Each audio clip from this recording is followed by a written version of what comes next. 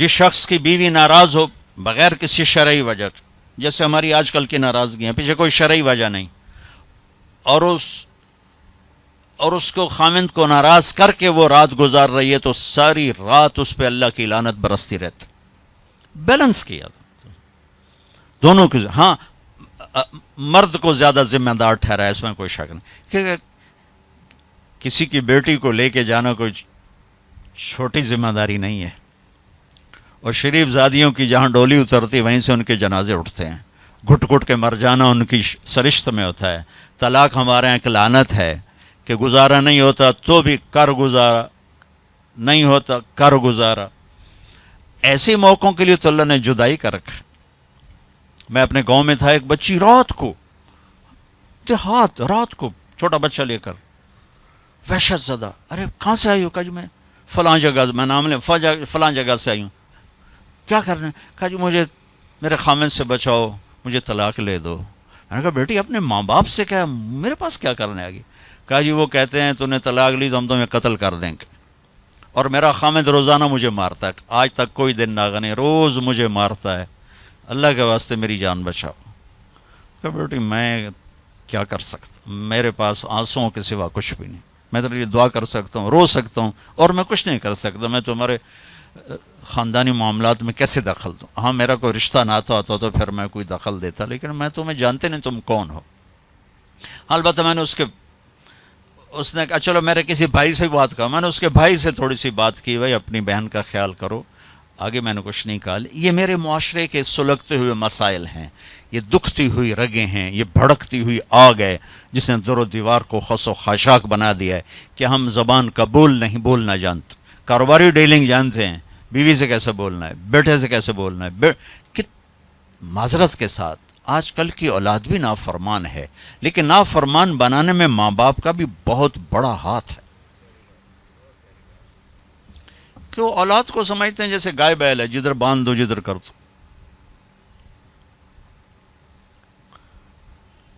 ابھی چند دن پہلے وہ ایک باؤں ہمارے گھر پہنچ گئی، میرے گھر کو پہنچ کہ وہ ماں باپ شادی کرنا چاہتے ہیں اور میں وہاں نہیں کرنا چاہتی، اور میرا باپ کہتا ہے تم مر جا میرے لیے، بھائی یہیں کروں گا اور کہیں نہیں کروں گا.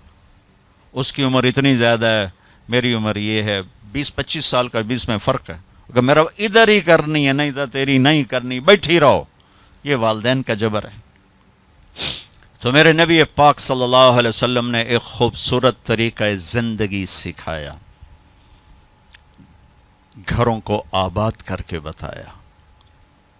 وہ طریقہ جو بھی اپنائے گا اس کے گھر میں خوشحالی ہوگی، خوشی ہوگی، خوشی. اور اس کا ایک لفظ ہے، ایک دوسرے کو برداشت کرنا. یہ آتے ہی بیوی میری غلام بن کے چلے، میں حاکم ہوں، اور بیوی آتے کہ ہونی تھے میری چلے گی، تیری ماں دی نہیں چلے گی، تو سوائے پھر بھڑکتی آگ کے کچھ بھی نہیں ہوگا. رشتوں کو میرے بھائی بہنوں صرف برداشت سے چلایا جاتا ہے. رشتوں پر مسلط ہو کے رشتے آباد نہیں ہوتے. جھکنا پڑتا ہے، سہنا پڑتا ہے، دبنا پڑتا ہے. جو دبنا سیکھے گا اللہ کی قسم اس کی زندگی خوبصورت ہو جائے گی. اس کا شکل صورت سے تعلق نہیں، سونے چاندی زیور سے تعلق نہیں. خوبصورت اخلاق زندگی کو 4 چاند لگا دیتے ہیں. بد اخلاقی زندگی، میرے نبی میں ایک حدیث یاد آ گئی، اجتنبوا الدمن الخضراء. تو آپ کے الفاظ تھوڑا مشکل تھے، تو صحابہ نے کہا یا رسول اللہ، آپ نے کہا الدمن الخضراء سے بچو. یا رسول اللہ دمن خضراء کیا ہوتا ہے؟ آپ نے کہا المرأة الحسنہ فی المنبت السوء. بد اخلاق خوبصورت عورت سے بچو، اس کے حسن پہ نہ ریجھ جانا ورنہ زندگی تباہ ہو جائے گی. بد اخلاق سے بچو، بد اخلاق سے بچو. آدمی بھوک پر گزارا کر سکتا ہے، کڑوے بول پہ گزارا نہیں کر سکتا. عزت دو ایک دوسرے کو، گھروں کو آباد کرنا، عزت دو. میرے نبی نے عزت دے کر دکھایا.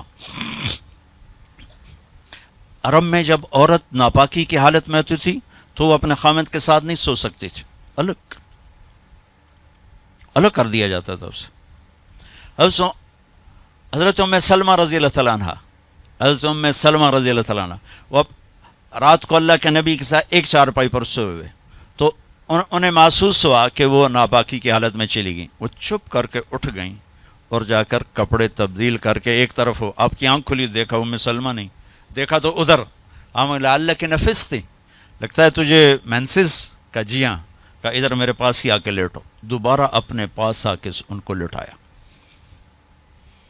یہ عزت ہے جو میرے نبی نے اپنے گھر والوں کو دی ہے. جہاد کا سفر تھا، جہاد کا، اور قافلہ چلنے لگا. حضرت عائشہ بیٹھ گئیں، ٹھیک، تو یوں دیکھا تو گلے میں ہار کوئی نہیں. تو انہیں کہا یا رسول اللہ میرا تو ہار گم ہو گیا. تو آپ کہتے تجھے ہار کی پڑی، ادھر جہاد کا سفر ہے، چل. آپ نے کہا چلو بھائی عائشہ کا ہار ڈھونڈو. سارے لشکر کو ہار ڈھونڈنے پہ لگا دیا. اور ڈھلتا سورج ٹھنڈا ہو گیا تھا جب سفر کی تیاری ہو رہی تھی، تو شام ہو گئی، ہار نہیں ملا. تو اب مغرب پڑی، عشاء پڑی، تو اندھیرا چھا گیا، سفر بھی نہیں ہو سکتا، صبح ہی سفر کرنا. فجر کا وقت داخل ہوا، پانی کوئی نہیں. پانی ان کا پانی آگے تھا جہاں وہ انہوں نے پہنچنا تھا. اب پانی کوئی نہیں، نماز کیسے پڑھیں گے؟ تیمم کی ابھی آیت کوئی نہیں آئی ہے. تو سارے لوگ ابو بکر کے پیچھے بڑھ گئے، تیری بیٹی کی وجہ سے نا آج یہ دن دیکھنا پڑ رہا ہے. اب بتاؤ پانی ہے نہیں تو نماز کیسے پڑھیں گے؟ اب ابو بکر کو بیٹی پہ غصہ چڑھا، وہ آئے سیدھے اللہ کے نبی کے خیمے میں. تو آگے اللہ کے نبی، اما عائشہ فرماتی میری گود میں سر رکھ کے سوئے ہوئے تھے اور وہ ایسے بیٹھے ہوئے تھیں. تو باپ تو ڈانٹ سکتا ہے، لیکن اب ڈانٹیں تو وہ سوئے ہوئے ہیں، تو اب وہ ایکسپریشن سے ڈانٹ رہے ہیں تیری وجہ سے. اور ان کے یوں پسلی میں نا آ کے انگلی ماری، زور سے، ایسے زور سے انگلی ماری. وہ کہتے میں ایسے ہو گئی تاکہ میں ہلوں نہیں کہ اللہ کے نبی کی آنکھ نہ کھلے. تو یہ کہ غصہ اتار کے باہر آ گئے، باہر وہ تانے پڑ رہے ہیں. اللہ کے نبی کی آنکھ کھلی، نماز کا یا رسول اللہ پانی کوئی نہیں، نماز کیسے پڑھیں گے؟ اب اسی پریشانی میں تھے کہ جبریل آ گیا، فتیمموا صعیدا طیبا، چلو ہم مٹی سے وضو کی اجازت، تیمم کرو. کبھی کسی امت کو تیمم نہیں ملا، بھلا مٹی سے بھی آدمی پاک ہوتا، منہ تو مٹی مارو بندہ پاک ہوتا. آپ نے چلو منہ پہ ایسے کرو، ایسے چلو نماز پڑھو بھائی. تو پھر وہ جو پہلے سب ناراض ہو ابو بکر سے کہنے لگے بھائی ابو بکر آج تیرے گھر کی طفیل کتنی بڑی رحمت ہمیں مل گئی، کتنی بڑی برکتیں ہمیں مل گئیں. تو تیمم کی آیت اتری اس موقع پر جب حضرت عائشہ کا ہار گم ہوا، آپ نے سب کو اس کے ڈھونڈنے پہ لگا دی. تو فجر کی نماز ہوئی، تھوڑا سویرا ہوا، تو پھر حضرت عائشہ کہنے لگی یا رسول اللہ چلو ہار تو ملتا نہیں، چلیں. پھر آپ نے کہا چلو بھائی کوچ کرو. جب اونٹنی کو اٹھایا تو ہار پھسل کے نیچے گیا پڑا تھا، تو پھر ہار بھی مل گیا. یہ دلداری ہے میرے نبی کی اپنے گھر کے لیے. میرے بھائی بہنوں، کسی کی بیٹی کو لے جانا بہت بڑی ذمہ داری ہوتی ہے، اور میں یہ دکھ سے کہتا ہوں کہ میرا سسرالی معاشرہ بڑا ظالم ہے، بہت ظالم. کوئی لاکھوں میں ایک گھر ایسا ملتا ہے جس کو لے جاتے ہیں اس کو عزت دیتے ہیں، ورنہ تانے کے سوا کچھ نہیں ہوتا. نہ ساس کے پاس، نہ سسر کے پاس، نہ خامند کے پاس، نہ خامند کی بہنوں کے پاس. صرف اس کے عیب ہی دیکھے جاتے ہیں. خوبیاں دیکھنے والا گھر کوئی کوئی ہوتا ہے. ایک حدیث یاد آئی، آپ نے مدینے والوں کی تعریف کرتے ہوئے فرمایا کہ یہ جو میرے مدینے کے صحابہ ہیں نا، انصار، یہ اتنے عالی لوگ ہیں کہ ان کے گھر میں کسی کی بچی آ جائے اسے یوں لگتا ہے جیسے میں اپنے ہی گھر میں آ گئی. یا اپنے انصار کی تعریف فرماتے ہوئے فرمایا کہ یہ میرے مدینے والے ساتھی ایسے ہیں، ان کے گھر میں کسی کی بچی کی ڈولی اترے اسے یوں لگتا ہے میں اپنے ہی گھر میں ہوں. تو سسرال والوں سے کہتا ہوں جس کی بیٹی لے جاؤ اسے اپنا گھر بنا کے دے دو، اسے اپنا گھر محسوس کرے، اپنا گھر اسے بنائے. ورنہ جانے والی بیٹی کا اللہ نے حق رکھا ہے، شریعت نے حق رکھا ہے کہ اگر وہ تمہاری طرح مالدار ہیں تو انہیں الگ گھر میں اتارو تاکہ کوئی ان کی زندگی میں داخل نہ ہو سکے، وہ اپنی زندگی گزاریں. ان میں جو جھگڑا ہوگا تھوڑا ہوگا، لیکن ادو ساس بولی ادو سورا ادو نو بولی ادو او بولے ادو او بولیا، وہ تو نیری کھچڑی پک جانتی، مطلب مناوے کہنوں تو رساوے کہنوں. تو شریعت نے حق رکھا ہے کہ اس کو الگ گھر میں اتارو. اس کی ہمت نہیں تو اس کو کرائے کا گھر لے کر دو. وہ کہے کہ مجھے الگ کر دو, مجھے کرائے کا گھر لے کر دو, تو وہ نافرمان نہیں, اسے گھر لے کر دو. اگر اس کی گنجائش نہیں تو گھر میں ایک پورشن اس کے لیے لے کر رکھو. ایک پورشن کی گنجائش نہیں تو ایک کمرہ, ایک ٹوائلٹ, ایک کچن اس لڑکی کا حق. جو کچن اس کے ذاتی استعمال میں ہو, ٹوائلٹ اس کے ذاتی استعمال میں ہو, کمرہ اس کے ذاتی استعمال میں ہو, یہ 3 چیزیں اس کا لازمی حق ہیں. اگر یہ بھی نہیں کر سکتا تو وہ تسبیح پڑھے تھے, روزے رکھے تھے, اللہ اللہ کرے کسی دی بیٹی نو ضرور دھکے دیونے تے ذلیل کرنا, ایدوں بھی دھکے تے ایدوں بھی دھکے, پھر چپ کر کے شادی نہ کرے, بس بہ کے اللہ اللہ کرے. یہ اللہ نے جانے والی کا حق رکھا ہے. ہماری معاشرت ہندو معاشرت ہے جس میں جوائنٹ فیملی سسٹم چلتا ہے, یہ بہت اچھا تھا, بہت اچھا تھا, ایک دوسرے کی مدد ہوتی تھی. اب یہ ایک مصیبت بن گیا ہے کہ ایک دوسرے میں دخل دینا ایک فرض بن گیا, ایک دوسرے کی زندگی کو تلخ کرنا یہ فرض بن گیا.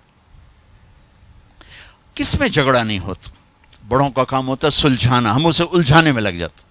میرے نبی اپنی بیٹی کے گھر آئے, حضرت عائشہ, وہ آگے پریشان, حضرت فاطمہ وہ آگے پریشان بیٹھیں. آپ نے کہا کیا ہوا؟ کہ میرا اور علی کا جھگڑا ہو گیا. ایسی پاکیزہ جوڑی کہ جنت میں نور کی چمک اٹھے گی. لوگ پوچھیں گے جنت یہ نور کہاں سے ہے؟ تو فرشتے کہیں گے اوپر کی جنت میں علی و فاطمہ مسکرائے ہیں, ان کے دانتوں کے نور سے نکلے نور نے جنت کو روشن کر دیا ہے. یہ اتنا بڑا جوڑا ہے. لیکن دنیا ہے. آپ نے کہا علی کدھر کا؟ یہ باہر نکل گئے.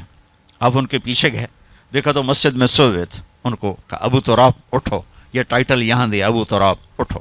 ان کو لے کر آئے, گھر تشریف لائے, زمین پر لیٹ گئے. علی کو دائیں طرف لٹایا اور فاطمہ کو بائیں طرف لٹایا.